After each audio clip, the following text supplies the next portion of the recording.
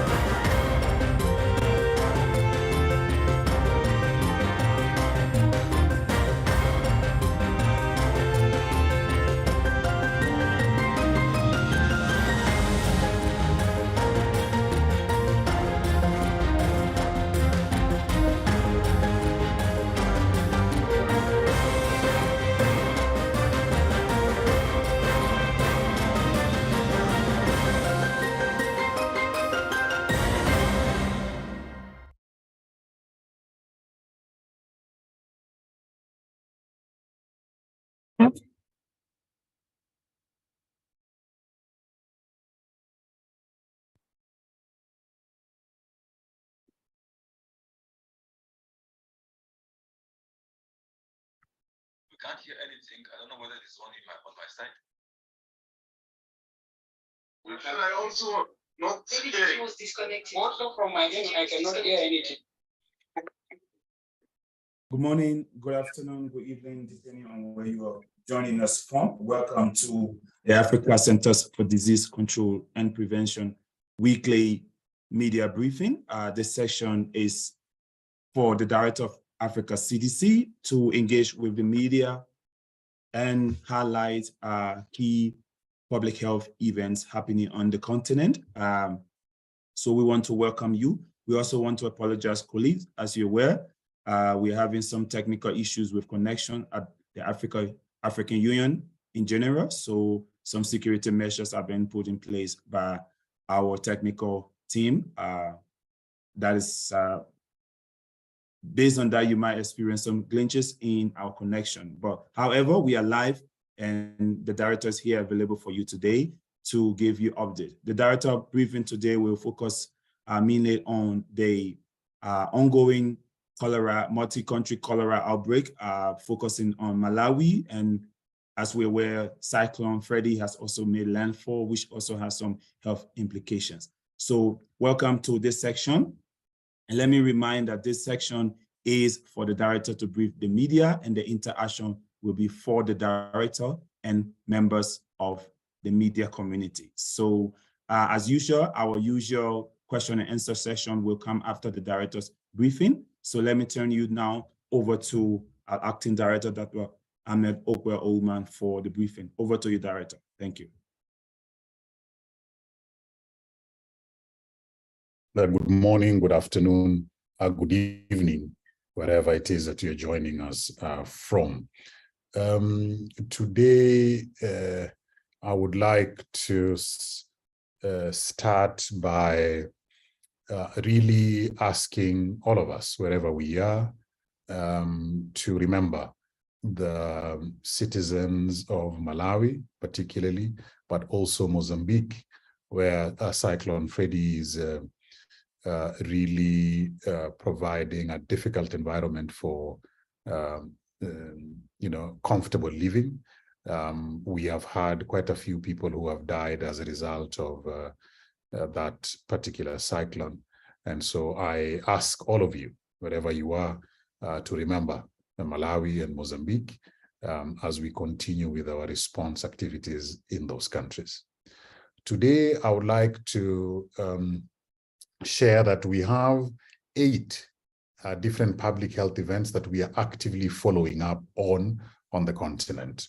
But we will discuss only 4, which are the ones where we are on the ground physically and actively. The 8 public health events that we are following up very closely are COVID, excuse me, on the continent, Marburg virus disease outbreak in Equatorial Guinea, cholera outbreak in many countries, although today we'll focus on Malawi, Mozambique, and Zambia, Cyclone Freddy in Madagascar, Malawi, and Mozambique. These 4 are the ones that we'll focus on today, but the other 4 that we are following up are Mpox across the continent, Lassa fever also across the continent, measles across the continent, and diphtheria, particularly in Nigeria. So we will focus on those four going forward. So looking at the COVID situation, and today we'll summarize it a bit so that we have time to discuss the more acute outbreaks on the continent. To date, 12.2 million cases that we've documented on the continent, 2% of the total global cases of COVID-19. We have had, unfortunately, losses of almost 257,000 people, giving us a case fatality rate of 2.1% here on the continent of Africa. And when we look at the last 1 week, that is AP week 10, that was between 6th and 12th of March, and then we compare it with AP week 9, we see that we have documented a total of 373 new cases. This is a decrease from the previous week, where we had over 6,000 cases on the continent. Number of new deaths, we have documented 2 new deaths. And this is also a huge decrease from the previous week, when we had 213 new deaths. I must add here that we do have a slow response from many of our member states in providing data. And this is usually seen in situations where particular reporting of a particular disease entity drops in the priority of the data collection in a country. When we look at the 4-week trend, comparing the current 4 weeks with the previous 4 weeks, we see that there was, on average, an increase of about 33% over the 2 4-week periods when compared, and an average increase of nearly 600% actually when it comes to deaths. And this is because of batch reporting, meaning some countries were reporting cases over a long period at once. So the numbers tend to jump.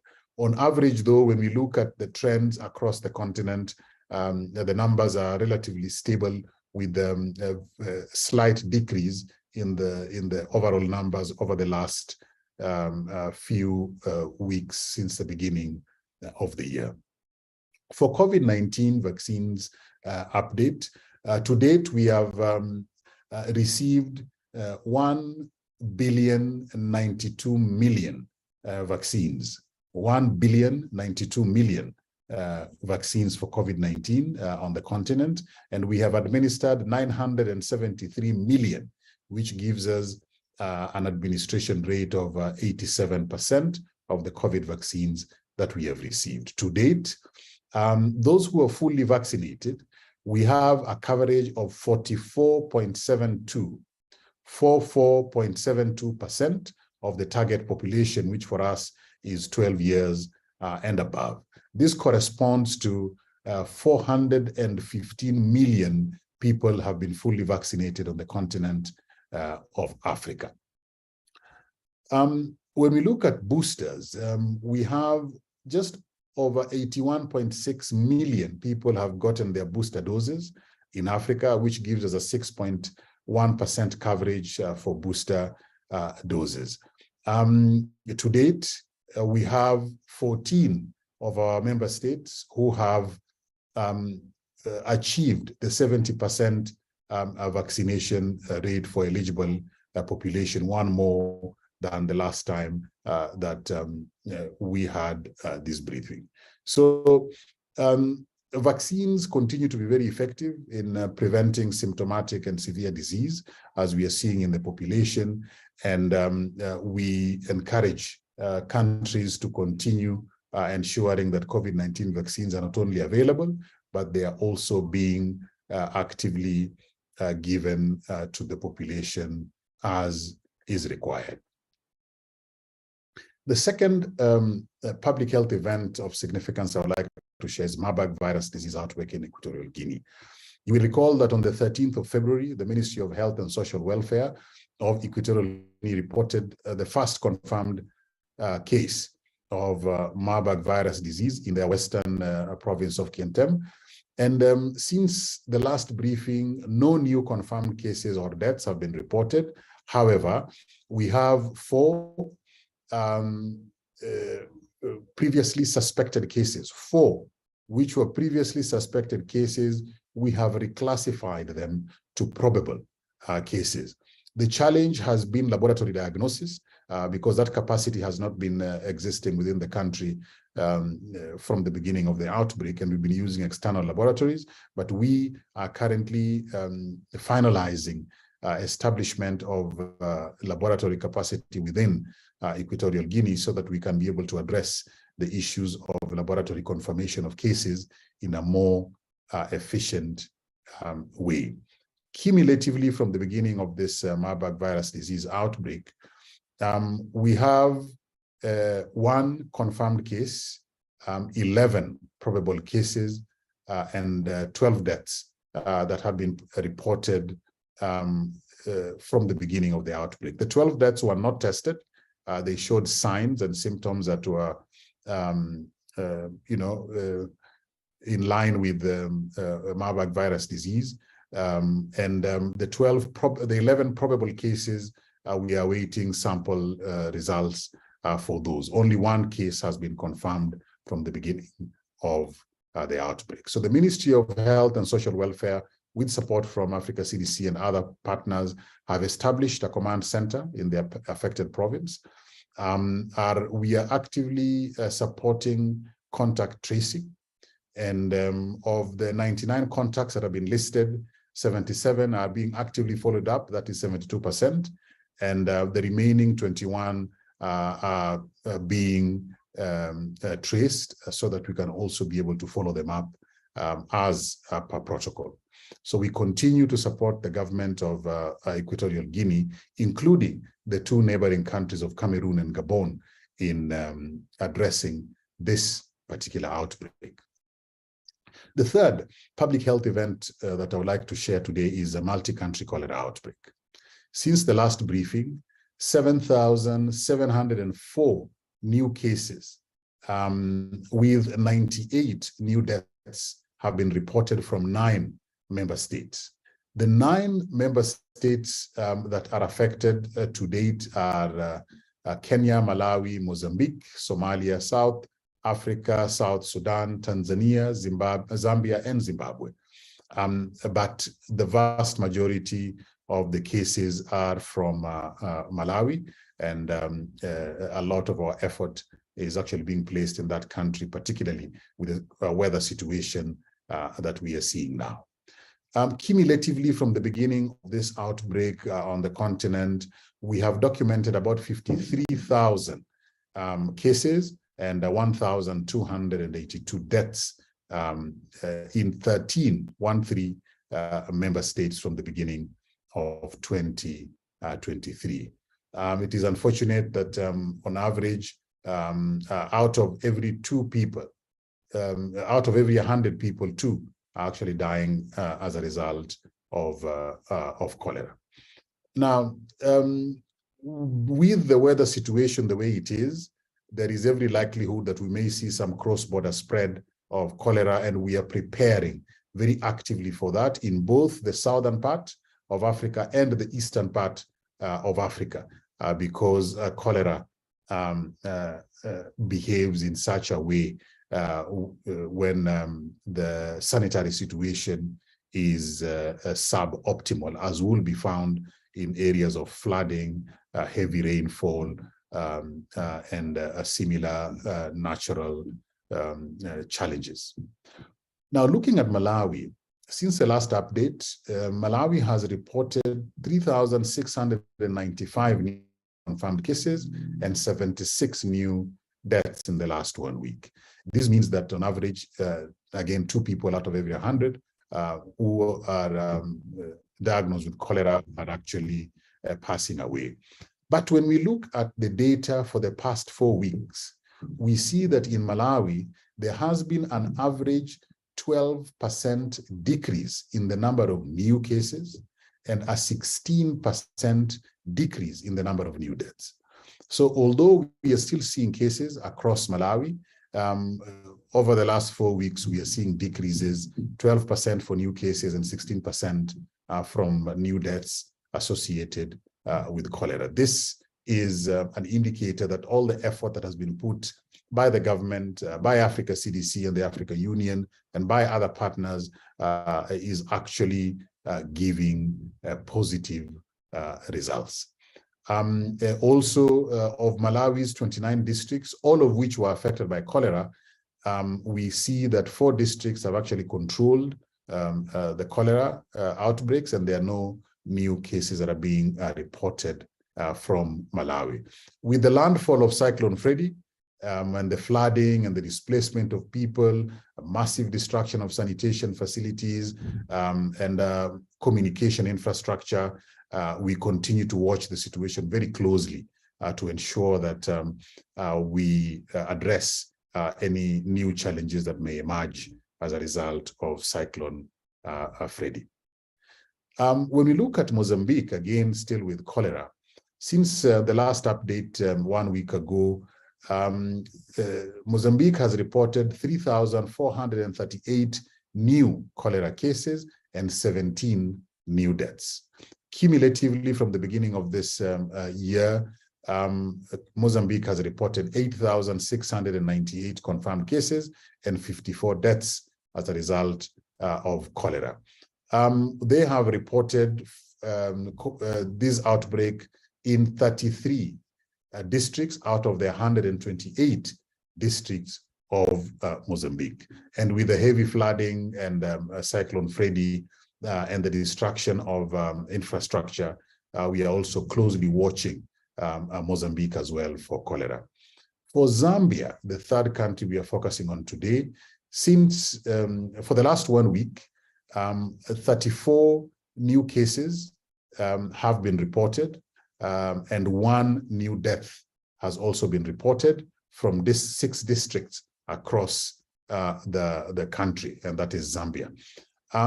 The districts which are affected are mostly those that share common borders either with Malawi or with Mozambique, and thus our deduction that with the continued effects of Cyclone Freddy, we may see some cross-border transmission of cholera in that particular region. The drivers essentially for this round of outbreak is poor facilities for water and sanitation. We see the continued displacements, which result in people being congregated in very unhygienic facilities, and of course the movements as a result of the weather, taking people away from health facilities, and in some instances there being no health facilities at all as a result of the destructions of those facilities. And finally is the low risk perception of the disease by some of the population. They don't see it as a big problem while it continues to spread amongst the population. We continue to watch very closely what is happening in Southern Africa particularly, but also across into the Eastern Africa part because of the proximity of Eastern Africa with the Southern Africa countries that are affected. Now, to take action at the highest levels, Africa CDC, in collaboration with the government of Malawi and the WHO and UNICEF, as well, Offices for Africa, we convened a high-level emergency ministerial meeting on the 9th and 10th of March to address cholera and other climate-related public health emergencies. Malawi hosted that particular meeting, and during that meeting, a communique was issued, which we have put up on our website now, to address the strategic direction of this particular outbreak and other similar climate-related outbreaks. We continue to provide technical assistance to all the governments that are affected, and we continue to seek new health to continue to support our work in Southern Africa and Eastern Africa for this current cholera outbreak. Finally, is Cyclone Freddy. Cyclone Freddy has made landfall in Madagascar, in Malawi, and Mozambique. And for the last 1 week, it has displaced over 87,000 people, caused over 240 deaths in Madagascar, Malawi, and Mozambique. So it is quite massive in terms of socioeconomic disruption, very massive in terms of health disruption, and also plays a very significant negative role when it comes to the security of the areas that have been affected. So we continue to work with the authorities in the 3 member states to address the health challenges that are being brought about by Cyclone Freddy. Finally, I would like to make 2 announcements here today. The first is a message of congratulations to the government of Rwanda for a very historic milestone when the first modular manufacturing facilities in biocontainers arrived in Rwanda a few days ago. This is a very significant step in Africa's ambition to expand its vaccines manufacturing enterprise on the continent. The system that has been delivered will allow end-to-end mRNA vaccines production in Africa for the first time.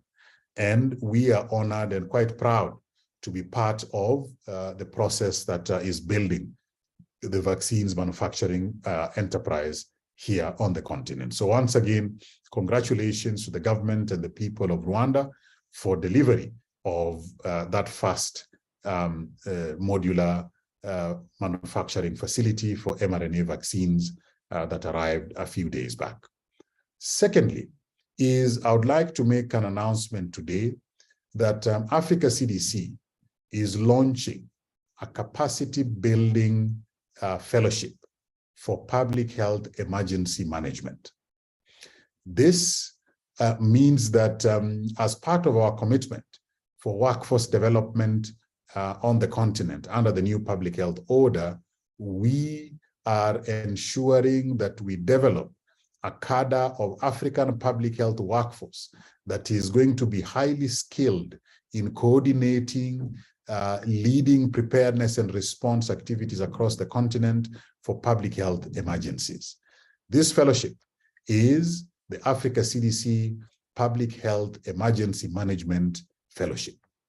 It is designed for mid-career African public health professionals who are in the public sector. We are really focusing on the public sector in this particular fellowship. We want them to get experience in managing our public health emergency operations centers.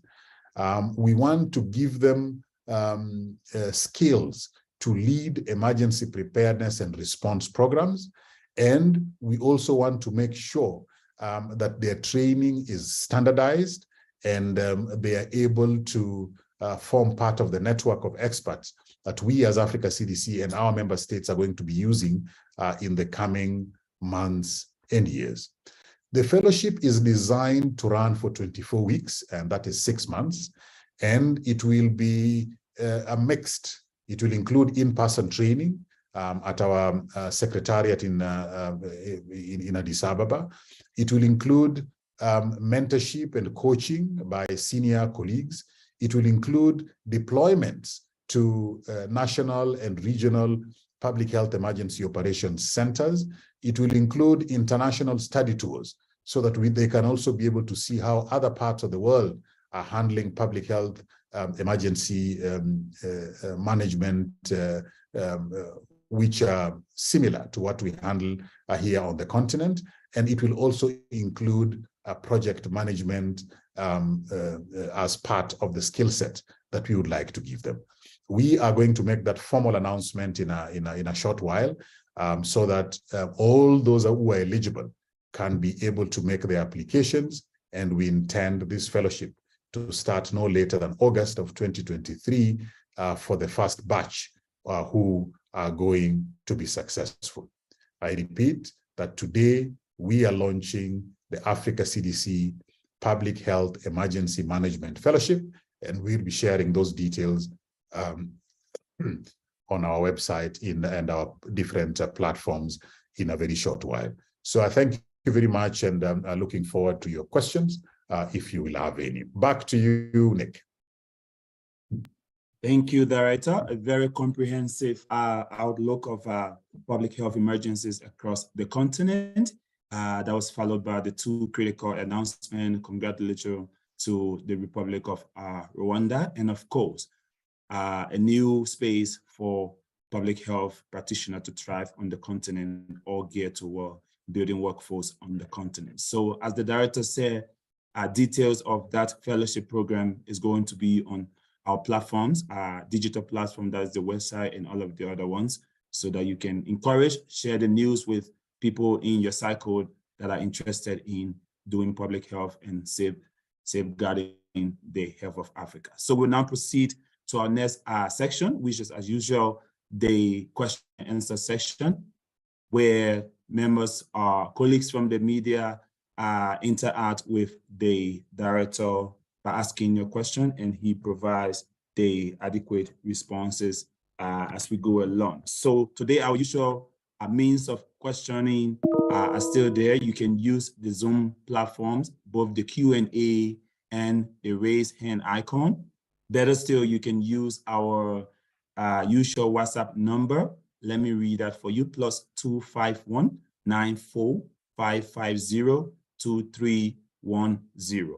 +251 94 550 2310. Send in your questions, and then we can put them forward to the Director for the response. Let me also alert you that we have French interpretation on the Zoom platform for those of our French colleagues for better understanding of the briefing and all of the conversation here. And of course, the briefing is also available to you on different platforms, Africa CDC live stream and all of our social media platforms, and of course, the main Africa Union Commission live stream as well. So if you're not accessing Zoom, you can also make use of those different platforms. So for our questions, we'll begin with the Zoom platform, where we've had two of our colleagues have raised their hands. So I will begin with Paul Adepuju, one of our usual colleagues. I know I saw Paul's hand earlier before Sarah. So after Paul, once we have the response from the Director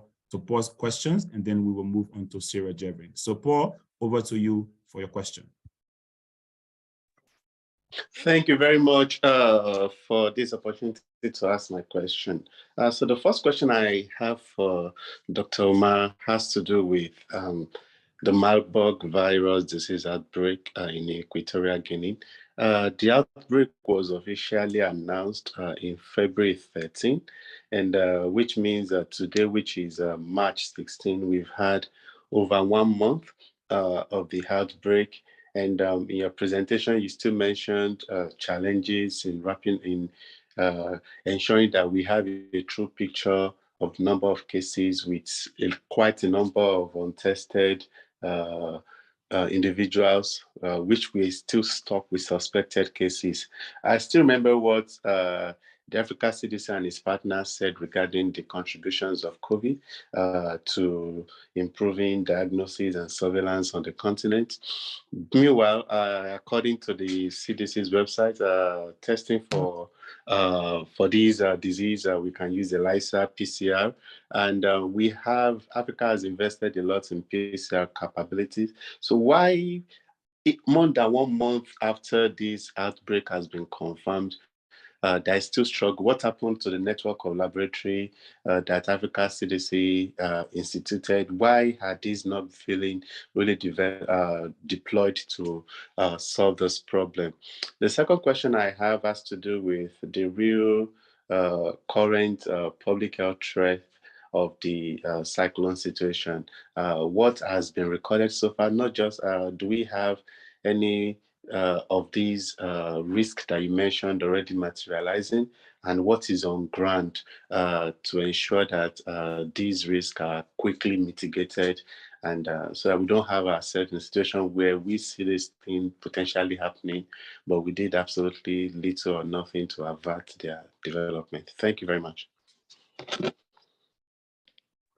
Yeah, no, thank you, Paul. And let me start with your second question and assure you that we are doing a lot on the ground, and not just Africa CDC, but also our other partners. And in this particular situation, I must mention the World Food Programme, who we are working with very closely on the ground, particularly in the affected areas of Malawi, Mozambique, and Madagascar. We are doing a lot of mitigation, ensuring that those who've been displaced, we are providing them with an environment that is of decent and acceptable sanitary facilities. We are ensuring that we avoid any outbreak of waterborne diseases, and we are also working with the governments to provide health facilities where they can be able to access health whenever they need it. Other arms of governments in the affected countries and other partners are actually working also very hard to provide water, to provide food, to provide transportation to safer grounds, and mitigate the possibilities of unhealthy and unsanitary living conditions. This is how we reduce or completely stop outbreaks. So we are doing a lot, especially with the experience that we've had over the last so many outbreaks. But you will appreciate that cyclones don't give you a lot of warning, particularly for areas that are difficult to reach, rural areas, and we are supporting the governments the best that we can to reduce the risks of any health emergencies or disease outbreaks. Now, to the Marburg virus disease outbreak, there are three important elements that come into diagnosing cases. One is infrastructure, and by infrastructure, I mean the equipment. Two is knowledgeable individuals, and that will be laboratory scientists. And then three are the reagents that are required. And those three need to be found in the same place for us to be able to do a successful laboratory diagnosis. As I said, in the beginning, there was no capacity within Equatorial Guinea. That capacity has now been made available. Training is ongoing, and we expect that the situation of not being able to get laboratory diagnosis quickly out is going to change. It does take time because the environments are different from country to country. Access to populations that are affected is also different from country to country.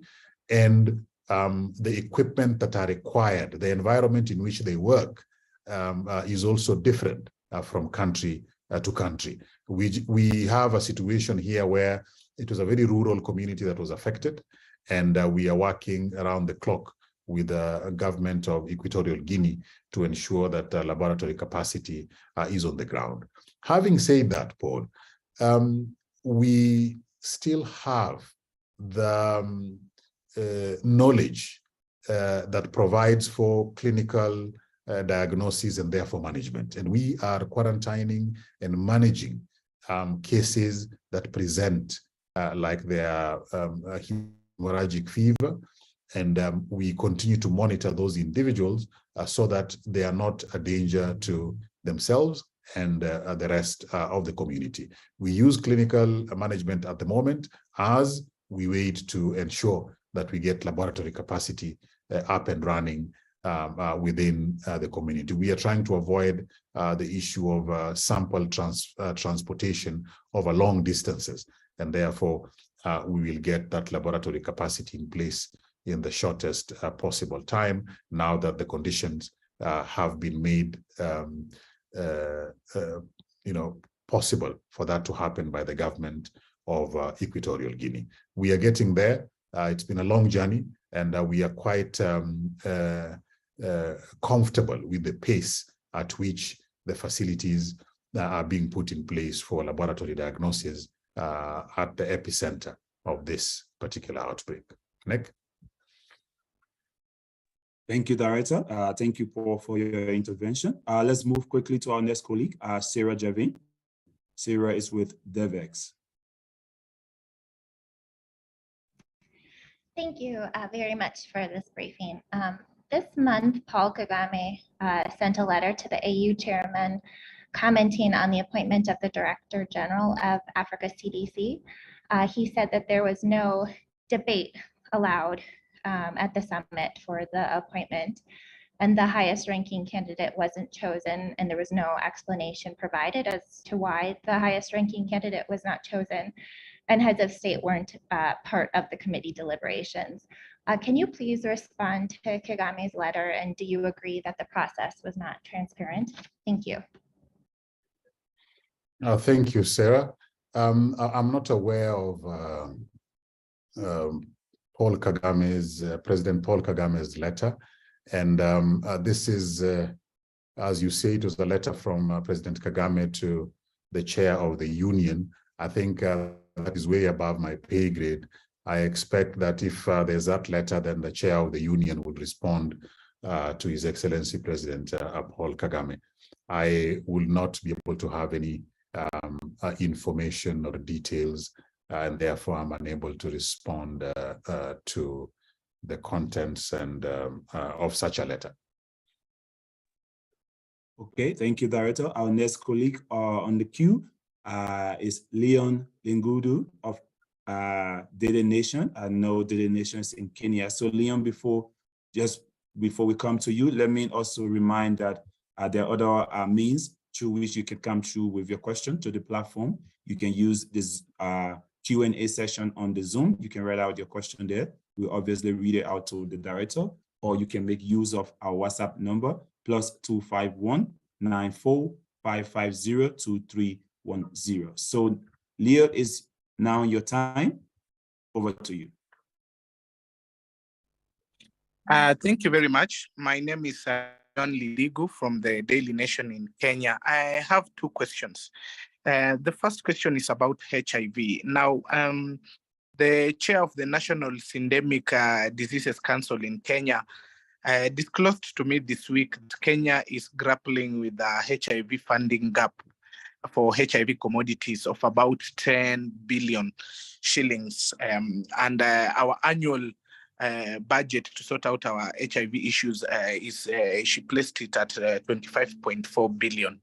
Now, considering the fact that we are also struggling with getting donors due to the fact that Kenya moved from a low income to a low middle income, and among other issues with COVID and cost of living and inflation and all those things, what is the Africa CDC doing to aid our fight against HIV so that we are able to fill these gaps and perhaps realize our objective of ending HIV by 2030 as per the Dar es Salaam Declaration? My second question is about super gonorrhea and generally antimicrobial resistance. Now, I was speaking to a Kenyan doctor in a public hospital yesterday, and she disclosed to me that in the last 24 hours, she was able to treat 12 people with multi-drug resistant gonorrhea. And if you remember last year, the Kenya Medical Research Institute did a study of a sample size of around 368 people and found a sizable chunk were suffering from what they termed as super gonorrhea, which was resisting most of the antibiotics they were having. So should we be concerned about this? And what do your findings as Africa CDC say about it? Thank you. Thank you. Thank you very much, Leon, for those two questions. Now, first, on the question of the HIV funding gap for Kenya. As Africa CDC, we do not at the moment provide direct support for programmatic activities of HIV. We are taking the medium to long-term approach, and it is in 3 prongs. One is elevating the whole initiative for HIV on the continent of Africa into discussion as an emergency pandemic here on the continent. We've sort of gotten used to HIV being with us, and yet the numbers are going up again. And this we are placing on the agenda of our policy organs to be looked at as an emergency. This is one thing that we are doing. Second is we are working with the member states to take more ownership of the HIV programs on the continent, because a lot of it is now donor funded, and therefore countries are allocating modest resources in the HIV initiatives. And this for us is problematic in the long run. And the experience from Kenya is one such situation where if you jump from one band to the other, then you start facing challenges. If a country budgets according to its own burden, then you find those gaps becoming smaller and smaller. The third thing that we are doing is we are leveraging on the infrastructure that has been placed during other more acute outbreaks to also address the older epidemics, if you want, like HIV and TB, so that we have synergy in emergency infrastructure with the more routine infrastructure that has been put in place as a result of the older epidemics. These are the 3 things that we are doing. And for funding, we have not yet built that capacity as Africa CDC. Nevertheless, what we are advocating with our more established partners like Global Fund, PEPFAR, UNAIDS, WHO, etc., is that we should not allow a situation where a country, due to whichever reasons, for example, moving from low income to low middle income, to middle income, we don't want that situation to result in rolling back of the gains that we made with HIV.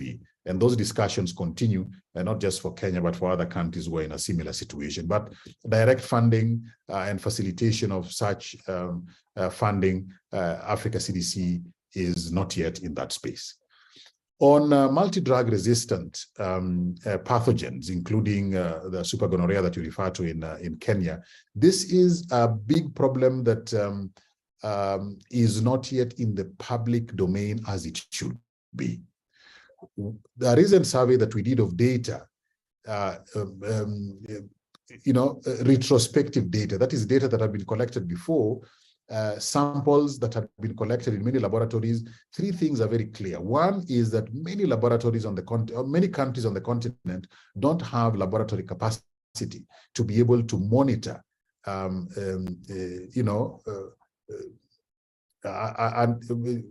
on the continent. So whenever we have drug resistance popping up, then we don't know fast enough to be able to react. We sort of take many weeks, even months, before we can be able to get a hold of that information properly, because laboratories have not yet been established to do that surveillance for antimicrobial resistance on the continent. Second thing that has become clear is that even where that capacity exists, the data comes late because of the nature of data collection and the nature of surveillance, laboratory surveillance for antimicrobial resistance. The third is that we don't have enabling policies at country level to be able to address the issue of when you do get antimicrobial resistance, what do you do next? Many times it is taken as routine rather than making it an emergency, because the spread of any antimicrobial resistance situation results in a lot of morbidity and even mortality. The situation in Kenya, we are aware, and we are working with the authorities in Kenya to identify the burden, the spread, and meanwhile, to see what other therapies can be put in place to arrest that process before it becomes another epidemic in the population in Kenya. So we are aware, and we are working with the authorities there, and we are mapping the burden as well as the spread of the multi-drug resistant gonorrhea in the population. It's not easy because these are sexually transmitted diseases, and many times individuals would hide them instead of making sure they have been reported and appropriately treated. It's a complex situation, but we are working with the authorities in Kenya to address it. Nick? Thank you, Director. Colleagues, let me inform you that we are fast running out of time. We've got 10 minutes left. I see our colleague Sarah Javin has come back. I think Sarah has a follow-up question. But Sarah, just before we take your follow-up, two of our colleagues have come in our Q&A section. Let me do justice since they have not asked initial questions. So first of them is Esther Nakazi. She's a freelancer.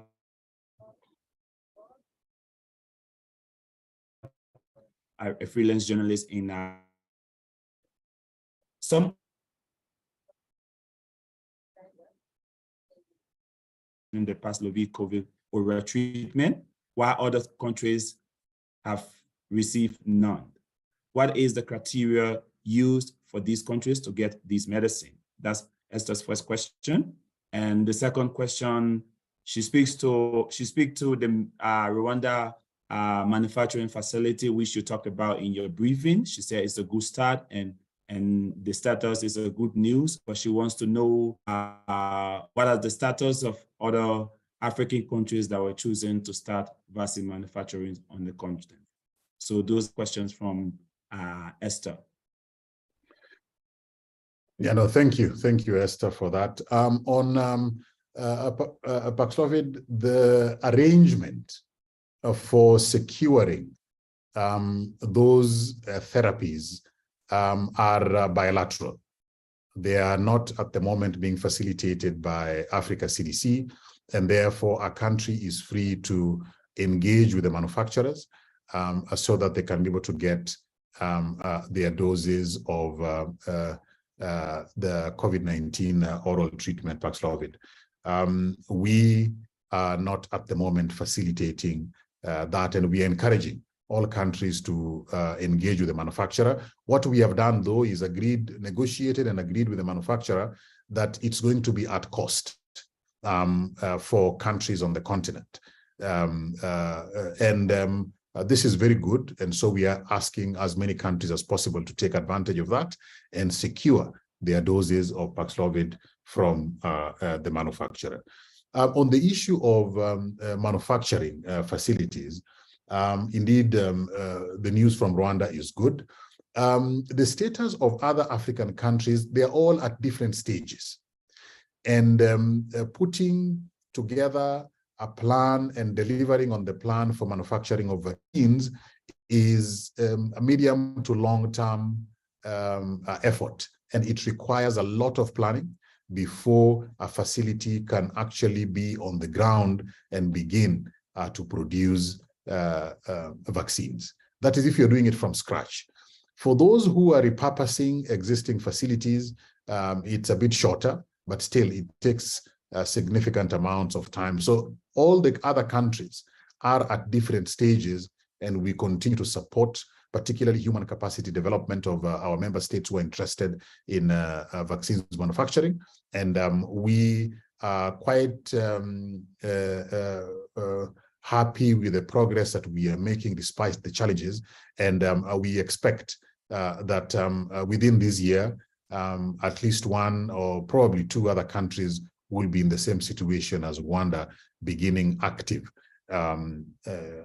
placement of facilities for vaccines manufacturing on the continent. So the pace is on, and it's medium to long term.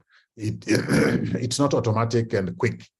we are going to be working diligently so that we have good facilities on the continent for manufacturing, just as Rwanda has done this week. Thank you. Okay, last question in our Q&A session is from our colleague, Edith Mutaya. Edith Mutaya is with the Channel Daily News. Edith has two questions as well. She said, one, what measures is Africa CDC in partnership with governments in endemic areas putting in place to control and prevent cholera outbreaks in the long term? No, thank you, Edith. Now, for the measures that we are working with governments to put in place to control cholera in the affected areas, or those that are traced. Go ahead, Director. Yeah, so there are two important things that we are doing with governments for cholera. One is we are securing facilities, sanitary facilities for the areas where cholera has been affected. This is to ensure that we reduce the number of new cases affected. So we are ensuring that the toilets, for example, disposal of waste are optimal. We are working with the government also to ensure that water is safe. And we are also ensuring that the populations understand that cholera does exist, what it looks like, and what we need to do as individuals to protect ourselves from getting cholera. And in case you do get, then where you can be able to get help. So we are working in the areas where there is cholera now to change the environment to make it difficult for spread of cholera. The second important thing that we are doing is the preventive aspect. This includes securing and delivering cholera vaccines. This includes protecting communities from getting into situations which would encourage cholera to spread. For example, if there is flooding, then getting the populations out of an unsafe area to a more safe area where we can be able to provide them with the right environment. So for areas that do not yet have cholera, we are preventing it by ensuring the environment is safer. In the long term, what we are planning and delivering with the affected governments is community programs that do not allow for environments and situations that will allow cholera to thrive. And this includes a lot of community engagement and information so that the communities themselves are in charge of their environments and therefore the health of their people. This is the most sustainable situation. So the communities themselves are very much at the forefront of protecting their environments from cholera. Cholera is waterborne. When it rains a lot, then there's more likelihood that it will spread. So if we tackle the issue of water, and this is not the responsibility of Africa CDC, this is the responsibility of those ministries and agencies responsible for safety of water. When that is done, and the sanitation part is also secured, then we are in a much better space. And that is what we are doing at policy level to support governments to deliver for their populations. I cannot recall the second question. I'm sorry, Nick. I think you dropped off on the connection a bit. I can't recall what the second question was.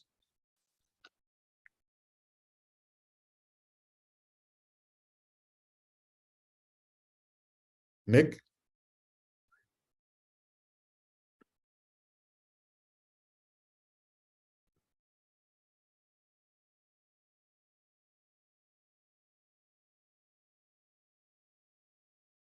I think Nick has had challenges with connection. Sarah, you can ask your question. Okay, great, thank you. Can you please comment on where the continent is in terms of capacity around genomic sequencing, and what do you see as the biggest gaps that remain in that respect? No, thanks, Sarah. For genomics, we as Africa CDC coordinated an unprecedented capacity building on the continent for next generation sequencing, pathogen genomics. And this was in three different parts. One was the infrastructure, the equipment. We have ensured distribution of equipment to many countries on the continent. So we are confident that the vast majority of our countries today, I think about 42 of them can be able to do sequencing within the country. Second is building the capacity of experts who can not only be able to do the sequencing, but also interpret the data. So both sets, the wet lab scientists and bioinformatics specialists, we have been training those to manage all the laboratories in the 42 countries that have the capacity for pathogen genomics. The third thing that we've done is we have, under the Africa Pathogen Genomics initiative, and which is being run by Africa CDC's Pathogen Genomics Institute, we have put together a very impressive a group of partners to support our pathogen genomics work.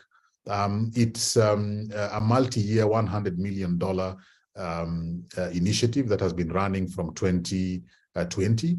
And that particular partnership is ensuring that the program that we put in place for pathogen genomics grows and matures so that our governments can then be able to take over the laboratories that we have put in place, and purchase of reagents, continuing with training and spreading beyond that, the centers which are usually at the capital level. So the capacity that we have today for pathogen genomics on the continent is enough to be able to serve the continent as we continue to ensure that each and every country of the 55 member states has that capacity. And that's a commitment we've made, that by the end of 2023, every African country, all the 55 AU member states, are going to have capacity to do next generation sequencing, at least in one facility. On top of that, we also have networked the facilities with the capacity so that there's quality check, quality control, and then there is also sharing of the burden when we have too many samples that need to be sequenced. So we have layered the laboratories into the basic ones, which serve the national level. Then we have regional ones which support the national level laboratories. Then we have our centers of excellence, which then are our quality control facilities whenever we have challenges with the interpretation of data or sequencing of samples, etc. So we have those three layers with appropriate expertise, and our Africa Pathogen Genomics Institute continues to support all the 42 current countries with current which currently have capacity, and working with the balance of 13 countries on the African continent, so that all countries by the end of this year will have a next generation sequencing capacity. So pathogen genomics is one of those areas that we are very proud of, because we have seen its value in surveillance for outbreaks and health emergencies. Nick, are you back? Yes, I'm back, Director. I hope you can hear me. Yes, I can hear you now. Okay, so colleagues, we already 3 minutes after our time, so we'll just go right back to the director. Thanks to everyone for your question, for your 3 key points that you want the media to. Yeah, no, thank you very much, Nick. And today, the 3 things that I would like to share The first is cholera is real, and cholera is affecting at least 13 of our member states here on the continent of Africa. With the weather situation as it is, particularly in Southern and Eastern Africa, we need to ensure that we provide an environment that is going to secure us from the further spread of cholera. So let everyone appreciate that they have an individual responsibility to provide an environment for themselves and those around them where cholera does not spread. To our governments, we say Africa CDC remains available to support you to ensure that no outbreak occurs. And if it does, then it becomes a small outbreak because we want to arrest it and stop it before it becomes a bigger challenge on the continent. Cholera exists and it can be stopped. Second is Marburg disease outbreak. Every hemorrhagic fever is a challenge to control if we do not have in place good knowledge of the community, if we do not have in place good laboratories to help diagnosis quickly, if we do not have good treatment facilities which can be able to keep the rest of the community safe. We are asking you as members of the public to know that the Marburg disease outbreak in Equatorial Guinea is being controlled. But again, you have the responsibility of ensuring that we do not spread it. Listen to your governments, particularly Equatorial Guinea, Cameroon, and Gabon. Listen to your governments so that we can be able to contain this current outbreak of Marburg virus disease. Finally is COVID-19, get your vaccination if you have not yet got it. If you have got it and you're eligible, get your booster. COVID is still killing over 1,000 people every day around the world, and we don't want you to be one of them. Vaccination will save you and will save those who are around you. Thank you very much. Thank you, Director. Very clear.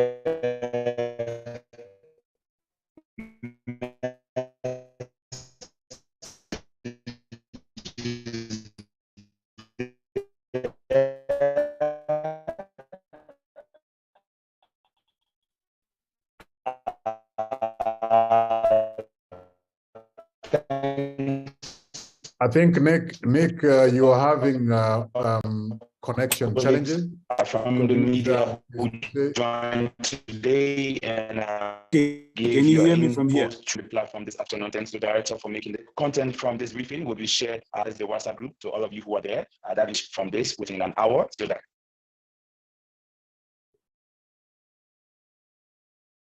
Yeah, no, thank you, Nick, and we can adjourn the meeting for today. Okay, let's do that.